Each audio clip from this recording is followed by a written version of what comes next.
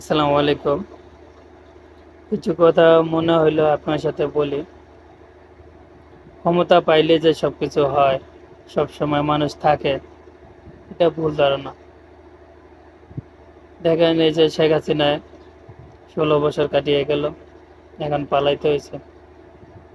শক্তি সবসময় থাকে না, মানুষের শক্তি সবসময় থাকে না, একদিন একদিন পতন হয়।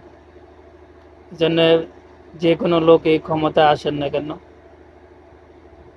মানুষ একদিন একদিন মরতে হবে। ভালোভাবে রাষ্ট্র পরিচালনা করা যান, একতরফা বিচার করবেন না কখনো। যে কোনো লোকই একতরফা বিচার করবেন না। কিন্তু শেখ হাসিনা একতরফা বিচার করে গেছে যে আমার ক্ষমতা আমার কাছে, কারো কাছে দেওয়া যাবে না। এই যে হুজুরকে অত্যাচার করলো, অনেক লোকদের ফাঁসি দিছে। এই জন্যে ক্ষমতা সারা জীবন থাকে না, মানুষ সারা জীবন থাকে না, এটা ভাবতে হবে। যে কোনো লোকেরই ভাবতে হবে।